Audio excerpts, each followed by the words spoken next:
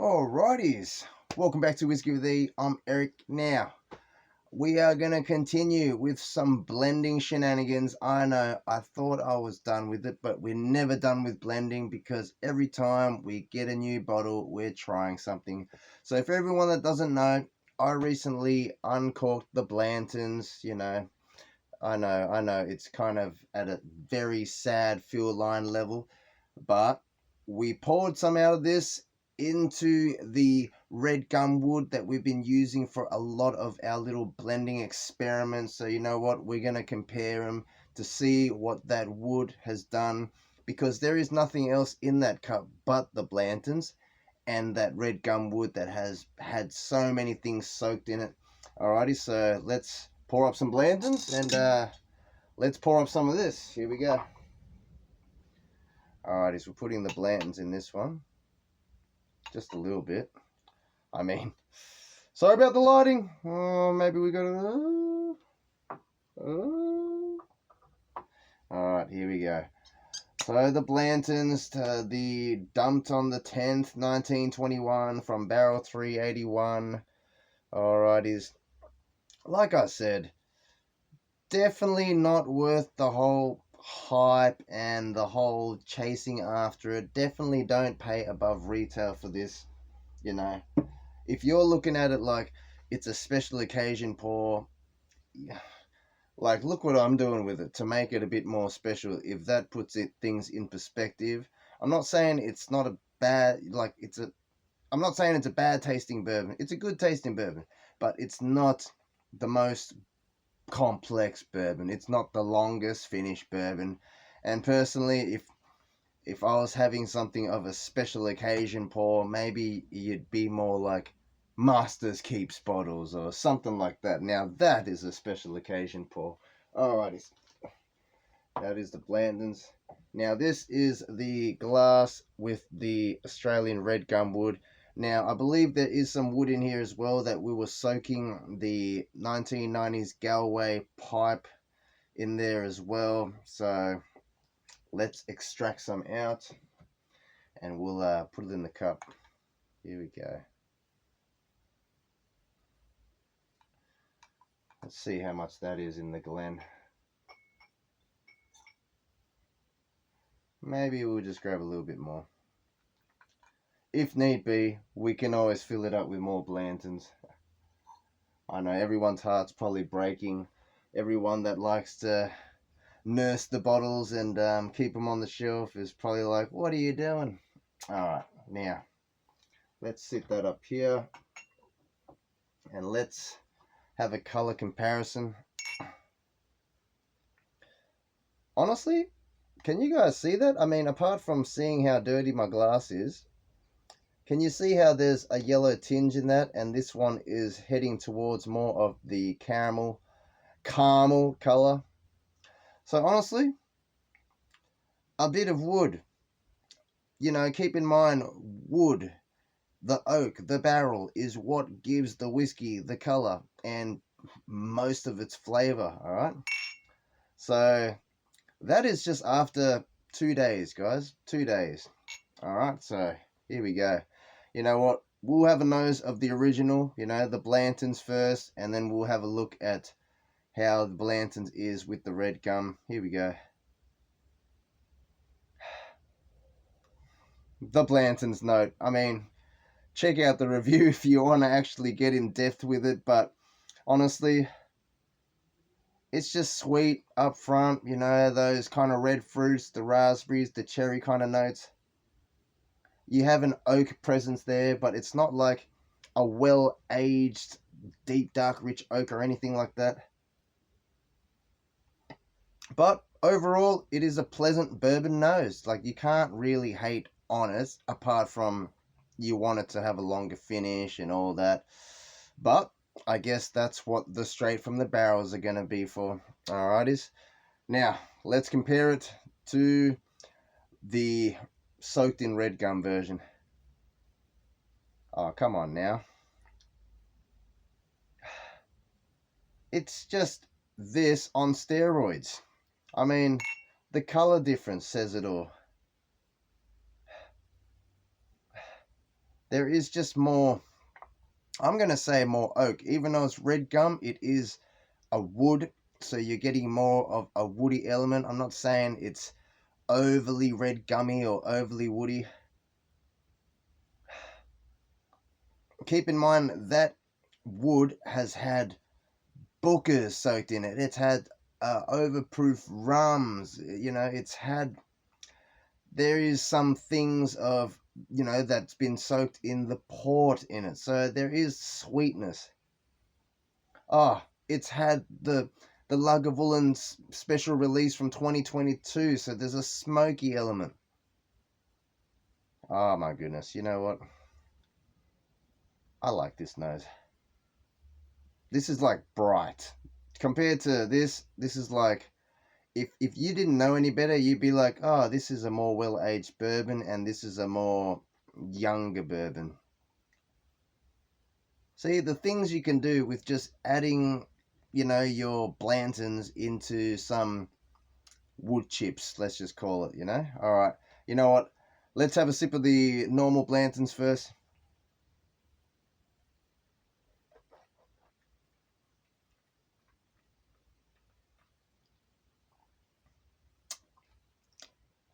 Sweet up front. Not even real heat. Not even that much spicy.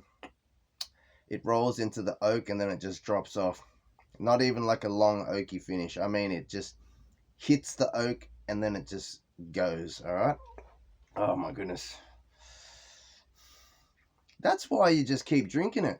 And that's why the bottle's almost empty, to be honest. I mean, I know I'm experimenting with it and all that, but essentially, you can just keep pouring that, and it's just not a long enough finish for you to even want to appreciate it, if that makes sense. But I'm going to cleanse the palate.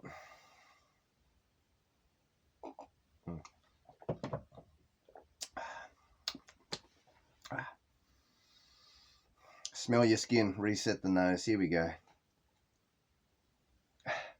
Yeah, there is just a whole lot more layers in this, guys. I mean, like, there is the layers of the smoke. There's the layers of, like, that, the port, you know, the raisins, the sultanas. It is, it's just better in every way. I'm not even trying to talk it up because it's my experiment or anything. I challenge everyone to try do these experiments. You know, get creative. If you have barrels, definitely try use barrels. You know, maybe fill up the barrels with something. You want to empty it. You want to fill it with something. You want to empty it. So essentially, it's like Scotch whiskey. You know, they usually use, you know, first fills, second fills, it could be third fills, you know, so essentially that's what we're doing with these experiments. All right, you know what, let's have a sip. Cheers, everyone.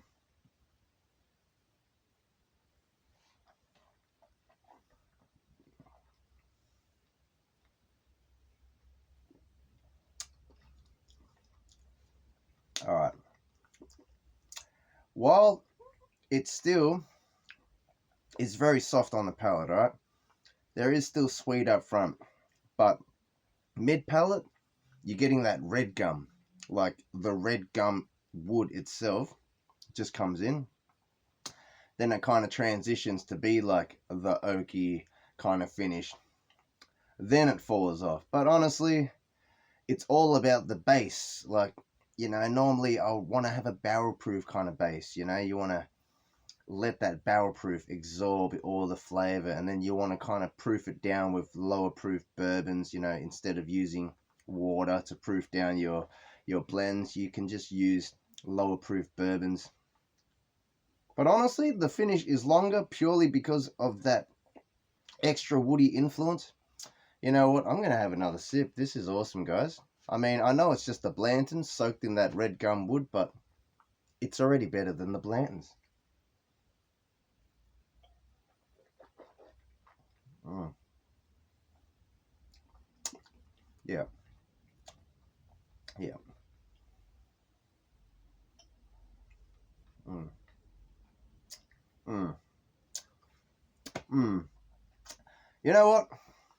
I know I said I was done with the blending experiments that was, well, it was batch 4, but we were using components of batch 3. You know what?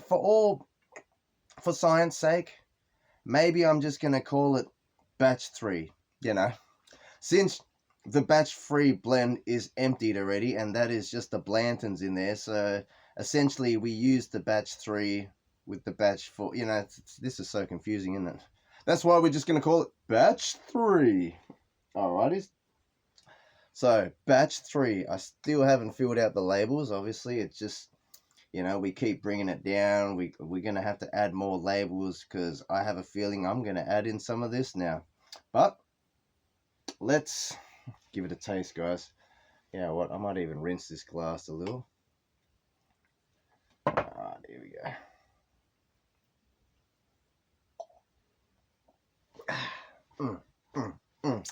Alright. Now we have some of this Blanton's left. I may as well just finish this sip. Here we go. Cheers, everyone.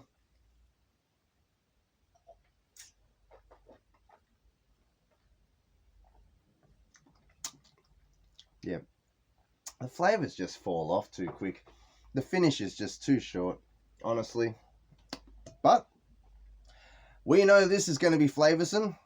Now, for everyone that's missed it, how could you miss it? I've been topping this up so many times. So for everyone that doesn't know, Weller 12, Woodford Reserve, very fine rare bourbon. There was the Baker's 107, the small batch. We even had components of the Australian Redgum, like port soaked sort of thing. The 1990s Galway pipes soaked in the Redgum wood. We added that in.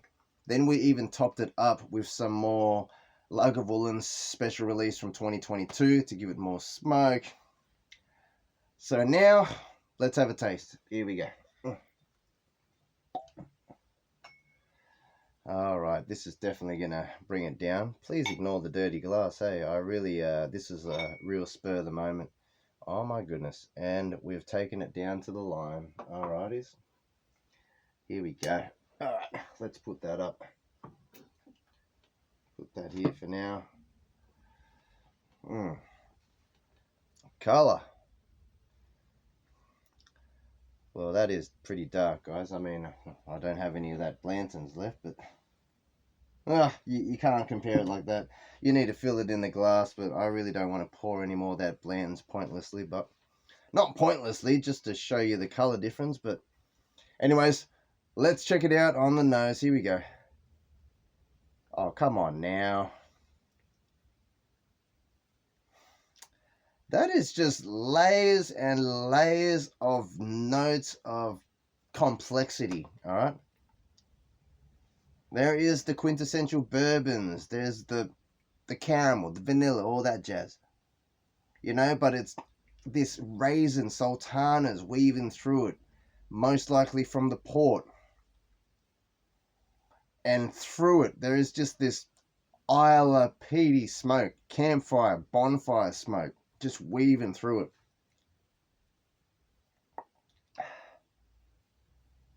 You can even pick out a slight nuttiness in there. That has to be the Baker's in there.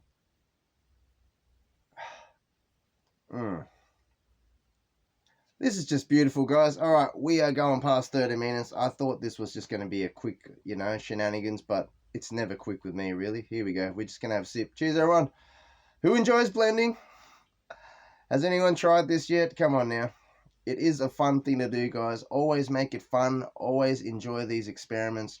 You know, don't ever take things too seriously. You know, here we go. Oh my goodness. I'm kind of excited to see how it's mingled in this time.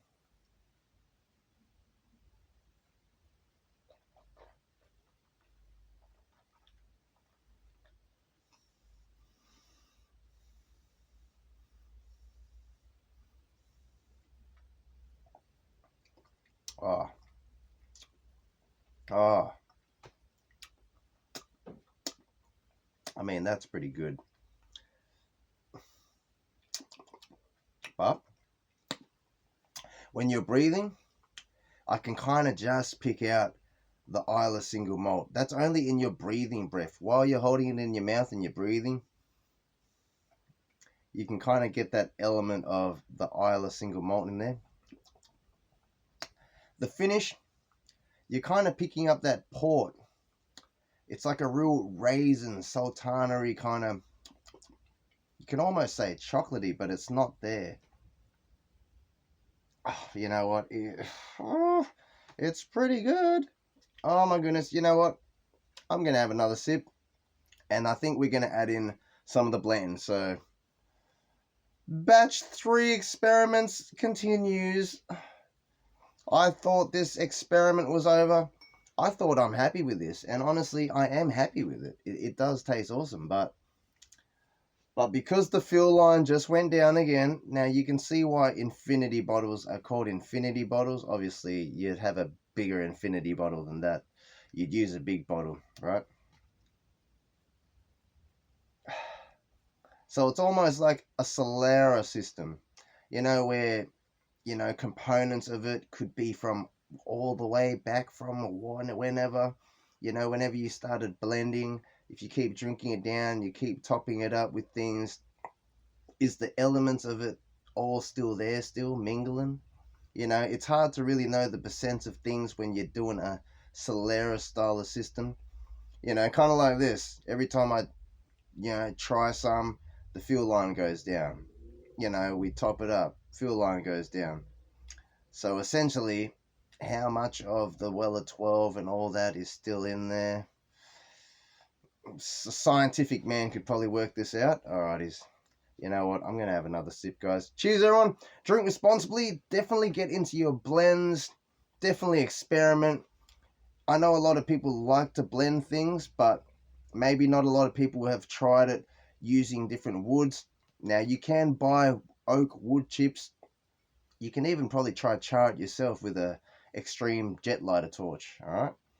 To get the different char levels, maybe you could try some real heavy charring like the Wild Turkey Alligator 4 styles, or you could maybe lightly toast it.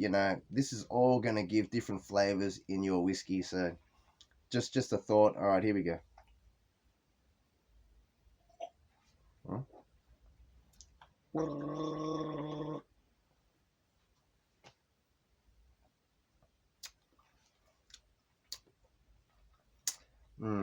Yeah, you are picking up a whole lot more flavor when you do that. It's just all there. Wow, beautiful, All right. The experiment continues. Alrighties. So, for blending note purposes, all right. So pretty much look at this as my blending vlogs, but sharing it to the YouTube world, sharing it to all you guys, all my subscribers, everyone who's following the journey. My apologies when I go black when I do this, because we're showing this photo.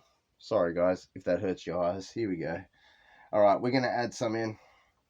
Take the fill line back up. I was just gonna add in the straight Blantons, but we're gonna keep it more experimental, so essentially it's going to be more about this Redgum kind of barrel finish. All right, here we go. All right, see, look how much of it's in there, guys. For everyone that can't see, that is just jam packed full of Redgum. All right, so it's like a barrel essentially. There's a lot of wood contact to whiskey ratio. All right, here we go.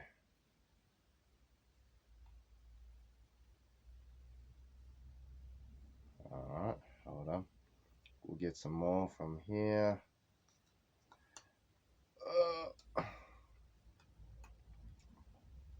See what I mean? And then this blending experiment is going to have to get topped up with something else. Maybe this one can be batch 4. That, we're just going to have to name it batch 3, guys, because I already got batch 1 and 2 filled up in little bottles that I just stopped completely, and that's the end of that batch sort of thing. So since this has been ongoing, the batch 3 is emptied, added into the batch 4, I'm just going to call it batch 3. to save confusion, I know I must have just confused a whole bunch of yous, but here we go. Alrighty, let's see how much of this fills it up. Here we go, guys.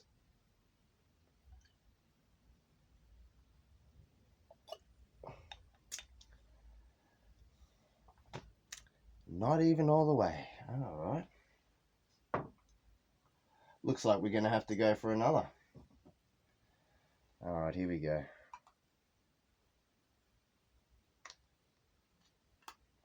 How about this? Alright. See, oh my goodness, we're going to have to definitely fill up some more again. Oh my goodness. And people wonder why my bottles don't last, you know? Because this is why we just keep doing these experiments. Alrighty, here we go. Oh my goodness, here we go. Here we go.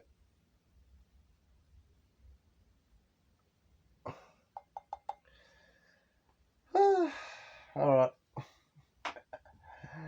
I mean, I was going to keep topping it up some more, but I don't want to overdo it. But I know I'm going to have to refill it with something else again. But I might just add in some straight Blantons after this taste, alright? Alright, you know what? I'm going to pause the video. I'm going to let this mingle for a few minutes, but I don't want to stand here and wait with you, so the time's going to be ticking. So tune back in 15 minutes, but for you, it's going to be right now. Alrighty, here we go. Alrighty, it's been 10 minutes. Wow, even the glass of the blend smells good. Blantons. The blend. You know, like, do you guys ever smell your glass and just think how awesome your glass smells? This is why I barely like to even wash the glass. You just got to put it in your cupboard. Obviously, when it gets really bad, you got to wash your glass, guys. But sometimes I just like smelling that glass. Even the next day, something like that. You know what? We might have to give it a little rinse because I don't want it to, you know, I want to smell what actually the whiskey smells like. Here we go. All right.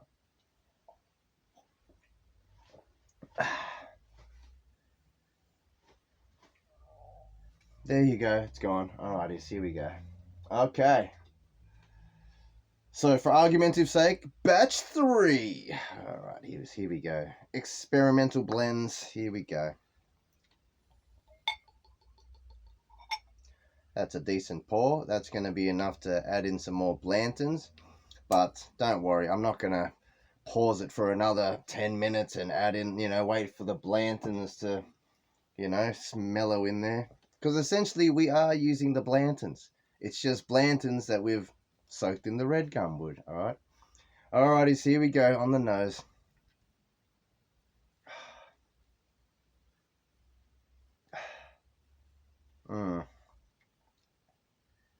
I don't know.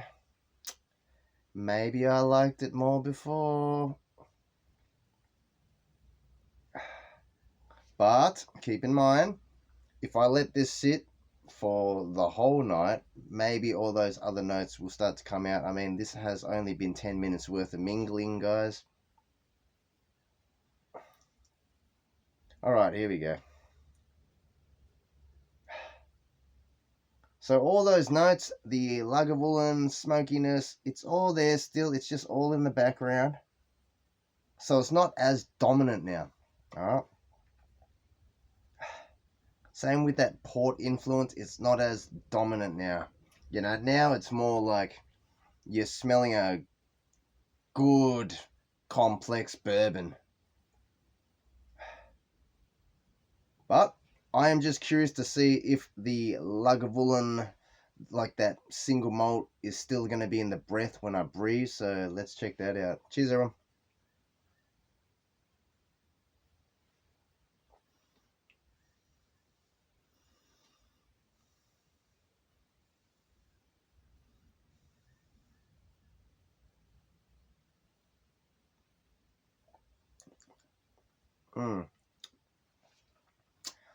You can lightly pick it up. All right. But obviously, if you are comparing it to just drinking the Lagavulin, it's neat, or just drinking a peated Scotch whiskey, it's not like that. All right, this, like, you have to actually know for you to pick it out, you know. But if you didn't know it was in there, you're just gonna think, it's a really smoky bourbon, but obviously not overpoweringly smoky. There's so much layers of sweet and vanillas and cherries and raspberries and raisins and sultanas in this. It is just actually a very beautiful blend. The proof isn't too high. Obviously, the highest proof that was in it was the Baker's 107. You know what? It really is a beautiful nose, guys. But we're going to continue. I'm going to have to add in some Blantons now when I think about it. But I don't know. Nah, maybe I'll just add in the rest of what's in that glass, actually. Alright, you know what? I'm just going to have a sip, and then we're going to work this out, what we're going to do. See? Unedited, unscripted, totally unprofessional, but we're just going with the flow. This is what it's all about, guys. You just got to trust your taste. You know, there is no measurements involved. You can just keep tinkering with it all night.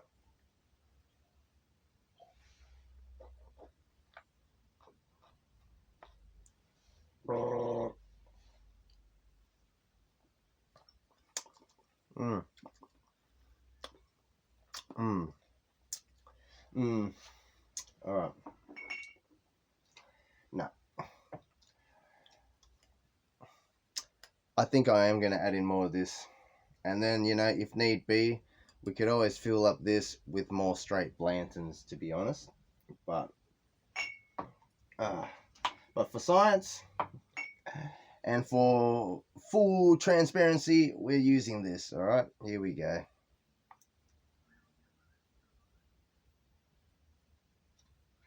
Uh-oh.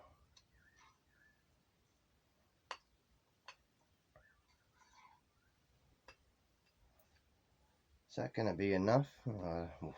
I'm asking you guys. Oh my goodness. Cork on that.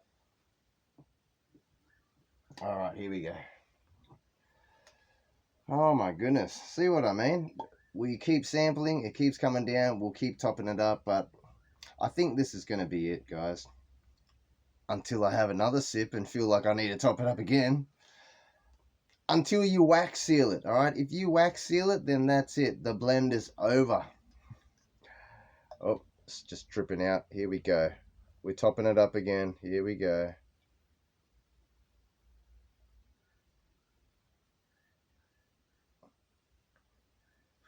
I'm like, look at that. I'm really taking it up there, guys. Because honestly, I think I am going to have some.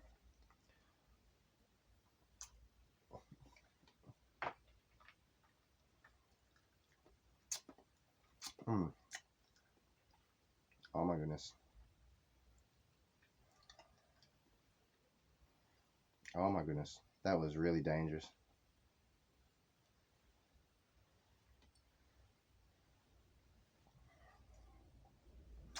All right. We are going to take some out. And you know what? I'm not going to pause it for 10 minutes this time. Here we go. Back down to the acceptable sealing level. All right, here we go.